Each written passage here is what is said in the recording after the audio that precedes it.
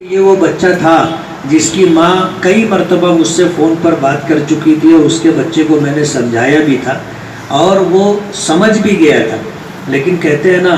کہ صحبت صالح تورا صالح کند، صحبت طالح تورا طالح کند، کہ نیک لوگوں کا ساتھ تجھے نیک بنا دے گا اور برے لوگوں کا ساتھ تجھے برا بنا دے گا۔ اس کے جیسے ساتھی تھے وہ پھر اسی راستے پر چلا گیا اور جلدی پکڑا گیا، یہ اس کے لیے اچھی بات ہے،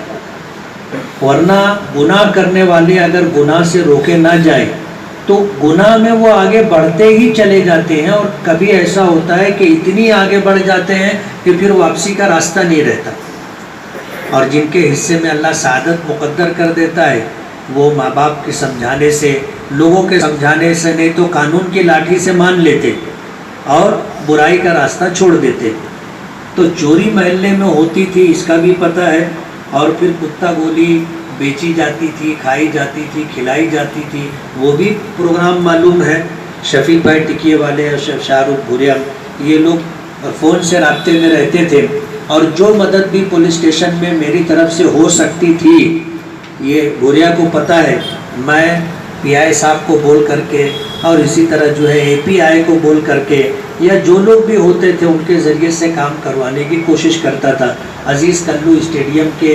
میدان میں کچھ لوگ یہ حرکت کیا کرتے تھے، اندھیرے کا فائدہ اٹھا کر کے گولی بیچنا، کتا گولی بیچنا، اور اس طرح نشہ آور چیزوں کی فروخت تو ہوتی تھی۔ ظاہر بات ہے جب ایک مرتبہ نشے کی عادت ہو جاتی ہے اور پھر جب پیسے نہ رہے تو آدمی چوری کرتا ہے،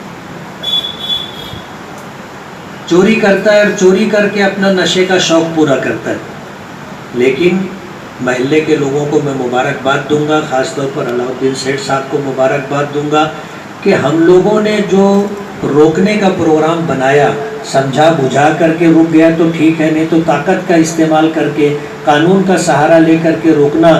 یہ کم لوگ کرتے۔ اگر سماج میں رہنے والے لوگ ہر برائی پر روک ٹوک شروع کر دیں تو برائی تھم جاتی ہے، رک جاتی ہے، اور جب لوگ نظر انداز کرنے لگتے ہیں کہ جان دے کہ کیا کرے کہ کرن دے، آپ ہی سمجھ میں آ جائیے، تو پھر برائی آگے بڑھتی چلی جاتی ہے اور ایک وقت آتا ہے کہ پانی سر سے اونچا ہو جاتا ہے۔ اس لیے روک ٹوک کا مزاج ہم لوگوں میں رہنا چاہیے۔ کہیں بھی کوئی چیز اللہ اس کے رسول کے حکموں کے خلاف دیکھیں، سماج کے خلاف دیکھیں، ٹوکنا چاہیے۔ آپ ٹوکو گے، کتنے لوگ ہوتے ہیں کہ روک ٹوک سے ہی وہ لوگ سمجھ جاتے، کہیں طاقت کی ضرورت پڑتی ہے، کہیں قانون کا سہارا لینا پڑتا ہے۔ بہت اچھی بات ہے، میں علاؤ الدین سیٹھ صاحب کو دل کی گہرائیوں سے مبارکباد دوں گا کہ ہمارے یہ بچے اور محلے کے ذمہ داران جب ایک کام لے کر کے اٹھے تو اس کے لیے جو ہے سیٹھ نے اپنا تعاون پیش کیا، اور آگے بھی ان کا یہ عزم و ارادہ ہے کہ اس سلسلے میں ہم لوگ مزید کام کرتے رہیں گے۔ میں دل کی گہرائیوں سے مبارکباد دیتے ہوئے یہ فرمائش کروں گا کہ اللہ آپ کی مدد فرمائے، آپ کی حفاظت فرمائے، آپ ان بچوں کی سرپرستی کریں۔ کچھ لوگ ایسے ہوتے ہیں کہ وہ بغیر طاقت کے مانتے ہی نہیں۔ سماج میں ایک مثال دی جاتی ہے کہ سیدھی انگلی سے گھی نہیں نکلتا،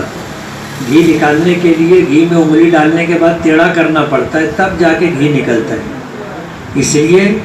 لاتوں کے بھوت باتوں سے نہیں مانتے، کہیں کہیں طاقت کا استعمال کرنا پڑتا ہے اور کرنا چاہیے۔ یہ ہمارے نبی کا طریقہ، ہماری شریعت کی تعلیم ہے۔ اس لیے میں مبارکباد دوں گا اور یہ چاہوں گا کہ جو کام آپ نے شروع کیا ہے اس کو تسلسل کے ساتھ جاری رکھیں۔ کہیں بھی اپنے محلے میں اگر کوئی برائی نظر آئے اس کو اول وہلے میں ٹوکنا چاہیے۔ جو درخت کی شاخ ہوتی ہے جب تک نرم ہوتی ہے اس کو آپ جس طرف موڑنا چاہو مڑ جاتی ہے، لیکن ایک مرتبہ اگر وہ سخت ہو گئی تو پھر آپ طاقت سے بھی موڑنا چاہو گے تو مڑے گی نہیں، ٹوٹ جائے گی۔ اس لیے برائی کو اول وہلے میں روکنا چاہیے، جب اس کے اندر اضافی طور پر وہ پاور اور طاقت نہیں آتی، آپ ایسے روکے گے تو وہ رک جائیں گے، لیکن یہی برائی جب جڑ پکڑ لیتی ہے اور گینگ کی شکل اختیار کر لیتی ہے، ان کی اپنی ٹولی بن جاتی ہے، تو پھر اس کو روکنا مشکل ہو جاتا ہے۔